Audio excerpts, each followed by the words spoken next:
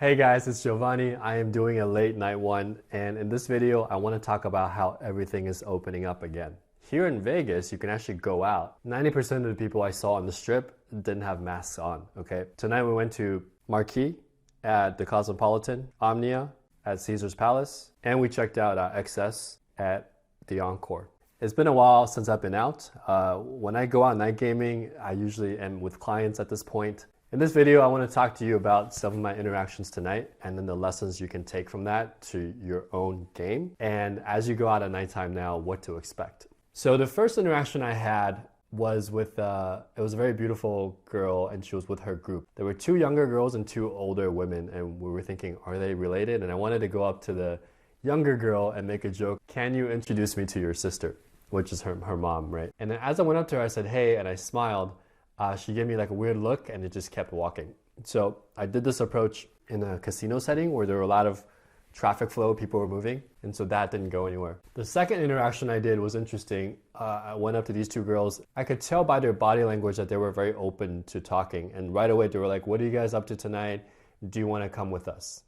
And usually in Vegas, when a girl says that, they're working. So we ended up bantering with them a bit, and I found out pretty quickly that the girl I was talking to was an exotic dancer at the Spearmint Rhino. The funny thing is my friend who was with me, he actually ended up with another exotic dancer who was a lot more friendly, and she actually wanted to make genuine friends with him. So he got that number. I think it's pretty solid. She texted him back right away. Usually when you're talking to exotic dancers, assuming that they're not dressed super slutty, it's a good social game where like you're actually bantering with girls and you're getting the momentum back up. So it's a good fun thing to do, but obviously like don't let them talk you into getting in the party bus and going to the strip club. The third or fourth interaction I had kind of faded because it was very quick and I just talked to the girl. It kind of fizzled out. They didn't give me anything and I sort of moved on. And then I had a really good interaction with these two girls. As we were going up to the escalator, I made some comment, they laughed. And then I saw them again later on the top floor, the third floor at the Cosmopolitan. And for some reason, there's this little table, little bar right outside of Beauty and Essex where there was like all girls that were sitting. And I think the club promoters do that on purpose. And then they bring all the girls to Marquee, the club. So I had another interaction with those two girls. And that interaction went very, very well. At that point, I had, kicked in my momentum. I knew what to say, I was bantering. My nonverbals and my banter game started kicking in. And that was a very fun interaction.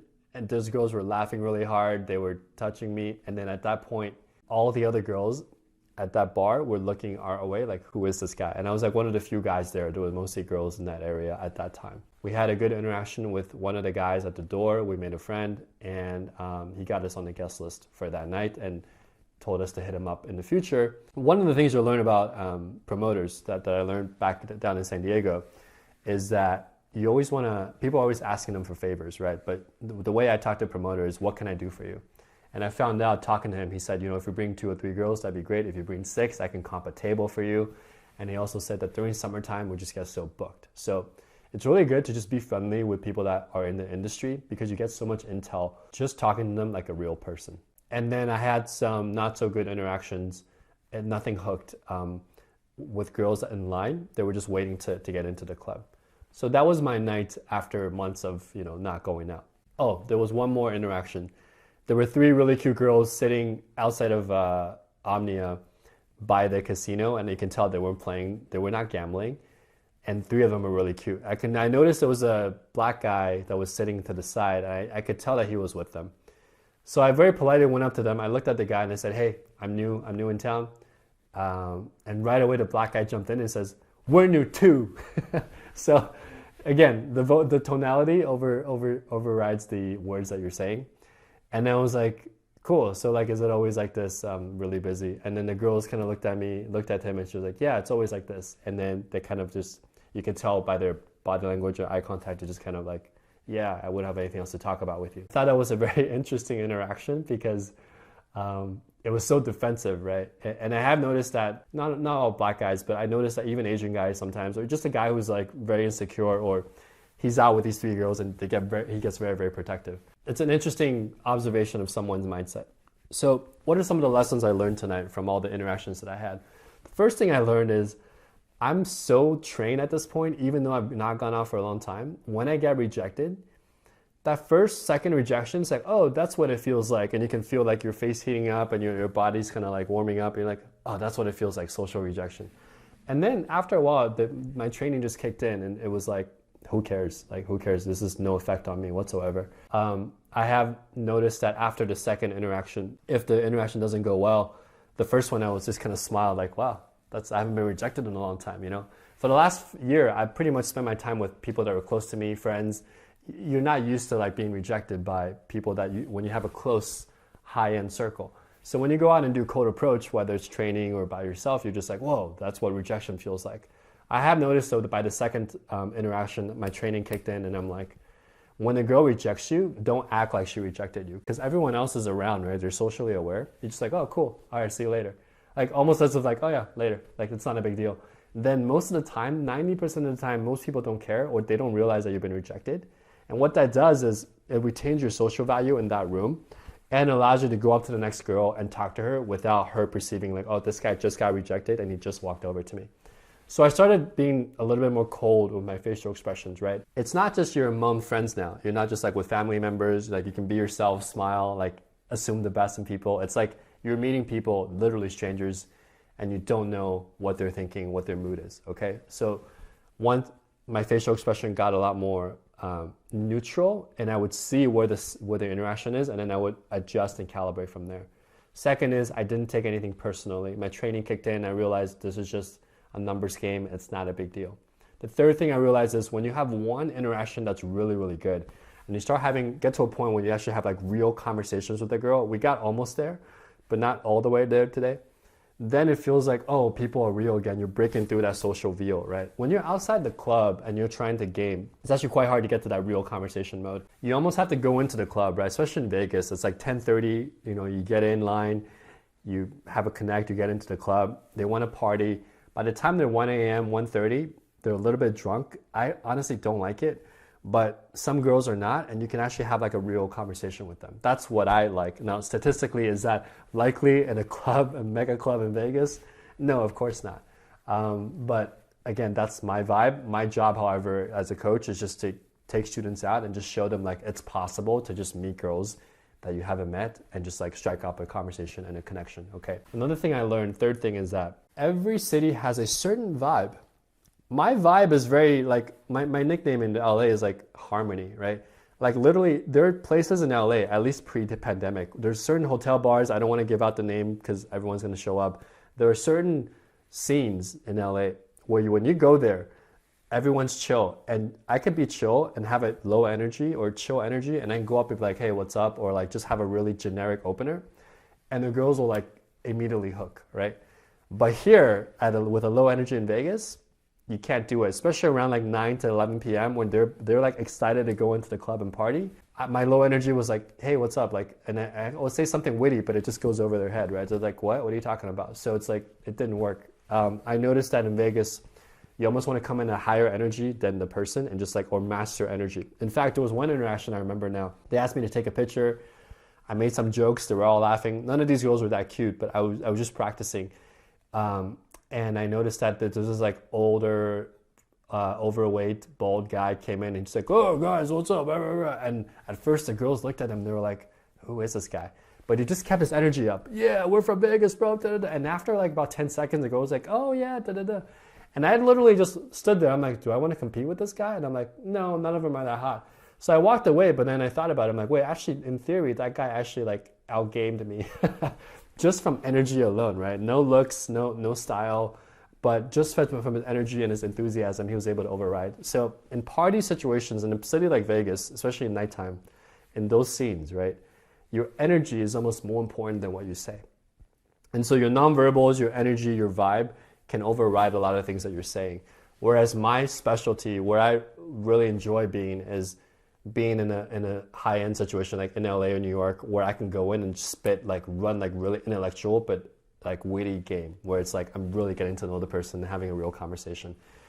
That's my ideal preference. That's why I enjoy day games so much, because I feel like it's a real connection. 2 of my 3 lifelong loves came from just meeting them during the day, right? 1 came from nighttime, actually.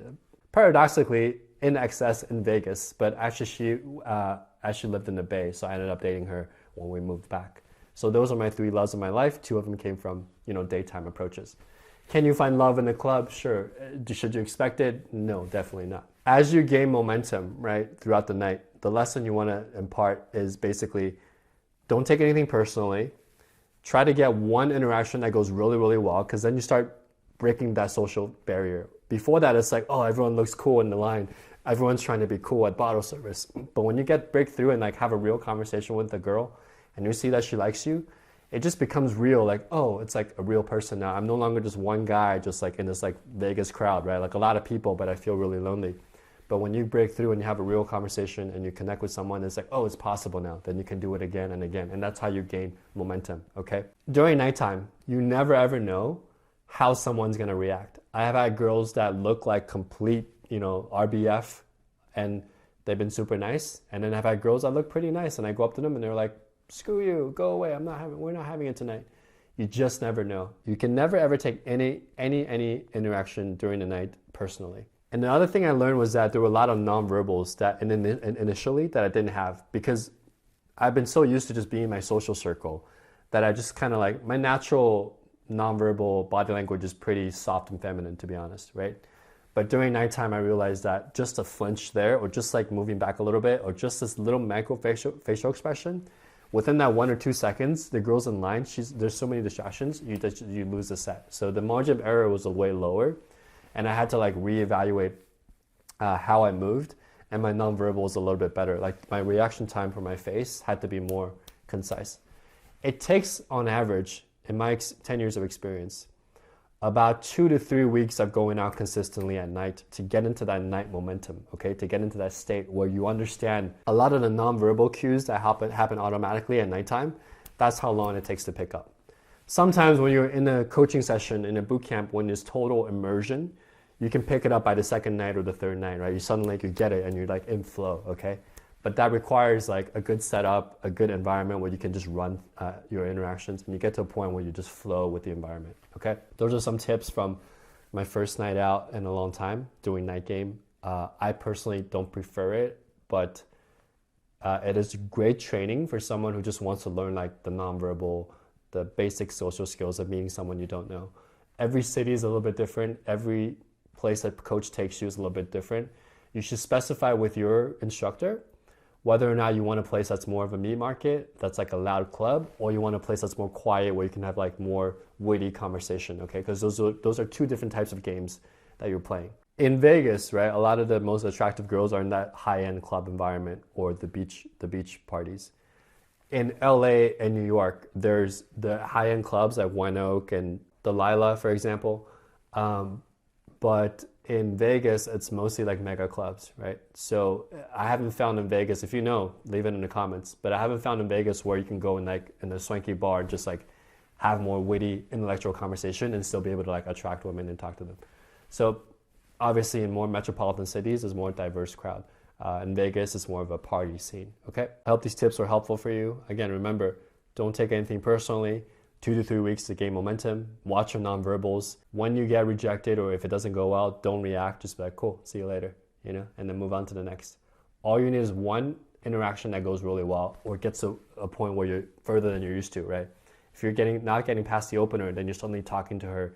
If you're talking to her but you can't get the number, then you get a number. It feels good. You're making progress, right? Your only goal during night game is just like, with all the social availability of women coming in and the expectation that it's okay to go talk to people. How do I build the skill set within that in night game to know how to talk to girls? When you're good at night game, you will be able to, during the day, when everything's slowed down, it's like you're playing like a RPG game or action game in slow motion. So like, because night game is so fast, boom, boom, boom, during the day, you can just run it like really concise. Like your game becomes super precise because you were under such high pressure at nighttime. Now, I don't drink when I go out. I don't spend any money when I go out. We found free parking on the strip when we go out. So I don't like to smoke. My jacket smells now, I don't like the drinking. I don't drink at all. And I just find that the environment's not conducive to being healthy. But there was a point in my life when I went out a lot at night, and there's nothing wrong with that. I think for a guy to like really learn how to talk to women and become better, right? There's no substitute for going out at night and getting that numbers, the momentum, and being socially acceptable to talk to women, right?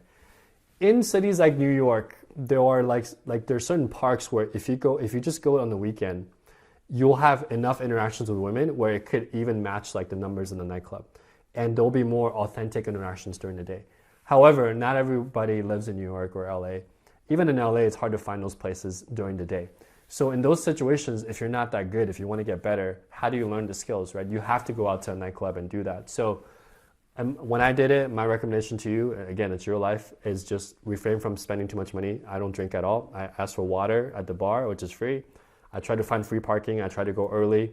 I try to time it between like 10:30 to about 1, sometimes 2 a.m. if I'm running it hard. And just get those reps in, okay? To me, it's just like a learning experience, like boom, boom, boom. How much like Neo in the Matrix, it's like how much can I download into my brain as far as my social skills go. And like any athlete, I haven't been out in a long time, so it's like training to get back in shape again. I remember as I'm training the things that I already know in my head, right? But like any sport, any skill, when you haven't done it in a long time and you go out, you're gonna be a little rusty, and that's okay. Just trust that you have it in your memory bank and it will eventually upload and it will become like second nature to you again. On average, to be honest, it takes about 2 to 3 weeks on your own to get momentum. If you're with a group with an instructor, by the second or third night, you should hit momentum if you're getting the right instructions. Okay? I hope that was useful for you. For those of you that are starting to go out again at nighttime, that are not relying on online dating, I applaud you. It takes courage to do so.